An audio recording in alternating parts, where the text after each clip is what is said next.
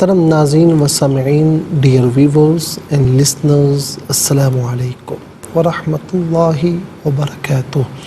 Programme قرآن سنیے اور سنائیے کے ساتھ آپ کا میزبان محمد سہیل رضا امجدی آپ کی خدمت میں حاضر ہے۔ ناظرین و سامعین، آپ جانتے ہیں کہ ہم پروگرام کا آغاز قرآن و حدیث کی بات سے ہی کیا کرتے ہیں، اور گزشتہ ناظرین چند پروگرام سے ہم بات کر رہے ہیں کہ موجودہ دور میں ان حالات کے تناظر میں ہماری حکمت عملی کیا ہونی چاہیے۔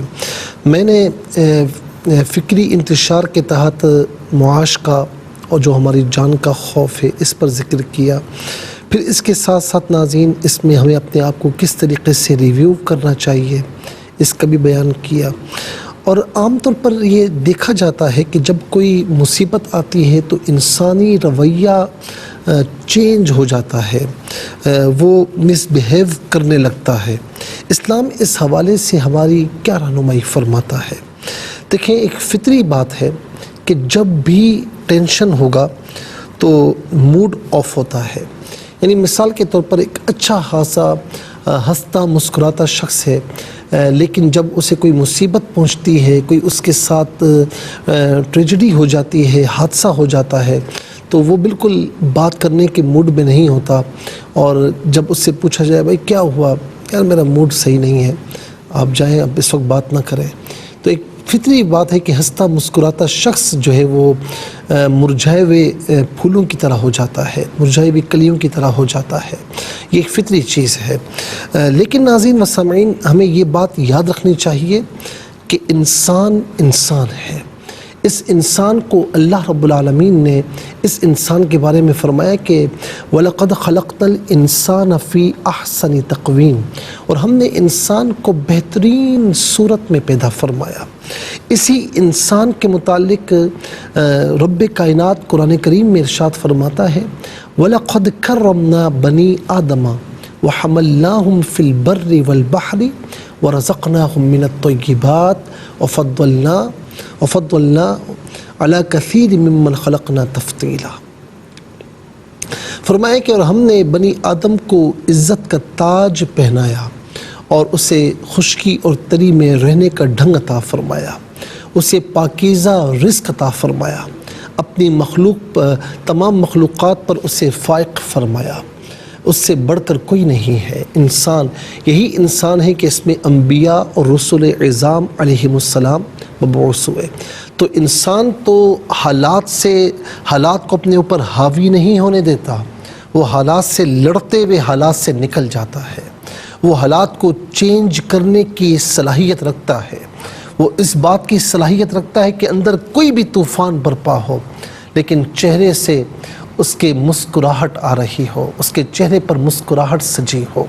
اور یاد رکھیں ناظرین کہ بہادر اور با کمال شخص وہی ہے، با کمال انسان وہی ہے جو حالات کو اپنے اوپر طاری نہ ہونے دے۔ اور اشرف المخلوقات جو بنایا انسان کو، تو اشرف المخلوقات ہونے کا تقاضا یہ ہے کہ وہ برے حالات کو اچھے حالات کی طرف پھیر دیتا ہے، پھیر دینے کی صلاحیت رکھتا ہے۔ اسی لیے ناظرین، خدا نخواستہ اگر اس کرونا وائرس کے تناظر میں اس وقت انتقال کی خبریں پے در پہ آ رہی ہیں، میں خود کبھی دیکھتا ہوں تو ہر روز انتقال کی خبریں ہیں، قریبی لوگ بھی دنیا سے جا رہے ہیں، علماء بھی دنیا سے رخصت ہو رہے ہیں، روزانہ خبر آتی ہے کہ فلاں دنیا سے چلا گیا، فلاں دنیا سے چلا گیا، تو پھر دل بیٹھ جاتا ہے۔ اچھا، پھر یہ بھی نیوز آتی ہے کہ فلاں علاقے میں یا کراچی میں یا پاکستان میں اتنا کرونا پیشنٹ آ رہے ہیں، روزانہ کی تعداد میں، روزانہ میں اتنی تعداد میں اتنے آ رہے ہیں، تو پھر تھوڑا سا دل پریشان ہو جاتا ہے۔ نہیں، دل پریشان نہ کریں، یہ ہے معاملات ہے ان مع العسر یسرا، بے شک ہر تکلیف کے ساتھ آسانی ہے۔ تو انشاءاللہ یہ نہیں فرمایا کہ آسانی کے بعد تکلیف ہے، یہ نہیں فرمایا، ہر تکلیف کے بعد آسانی ہے، تو آسانی آئے گی نا انشاءاللہ۔ اور ناظرین، ہم اگر ہاتھوں پر ہاتھ درے بیٹھے رہے تو پھر تو کچھ چینج نہیں ہونا، یہ سب ہوتا رہے گا۔ ہمیں اپنے کام کرنے ہیں، اپنے آپ کو چینج کرنا ہے، ہمت نہیں ہارنے۔ اب آپ دیکھیں رسول اللہ صلی اللہ علیہ وسلم، میں تھوڑا سا اس کو سمرائز کرتا ہوں اور کنکلوڈ کرتا ہوں. آپ دیکھیں کہ مکہ مکرمہ میں کتنی تکلیفیں پہنچائی گئیں، جان کے در پہ ہوئے، مکہ مکرمہ ہو یا مدینہ منورہ ہو. پھر مکہ مکرمہ میں پریشان ہوئے تو آپ طائف کی جانب روانہ ہوئے. طائف میں ایسی مصیبتیں، ایسی پریشانیاں، اتنی تکلیفیں دی گئی کہ الامان والحفیظ. میرے نبی علیہ السلام فرماتے ہیں کہ مجھے جتنی تکلیفیں دی گئی نا، اتنا کسی اور نبی اور رسول کو نہیں دی گئی. ناظرین و سامعین، ہر نبی ہر رسول کی تکلیفیں اپنی جگہ، لیکن میرے نبی علیہ السلام کو بہت اذیتیں دی گئی. لیکن ہوتا کیا کہ سیدہ عائشہ ام المؤمنین رضی اللہ تعالی عنہا فرماتی ہیں کہ رسول اللہ صلی اللہ علیہ وسلم اتنی تکلیفوں کے باوجود، اتنی پریشانیوں کے باوجود، کبھی آپ کو دھمکیاں مل رہی ہیں، کبھی جان کے در پہ ہو رہے ہیں، کبھی آپ کا بائیکاٹ کیا جا رہا ہے. شعب ابی طالب بھول گئے 3 سال آپ کا سوشلی بائیکاٹ رہا.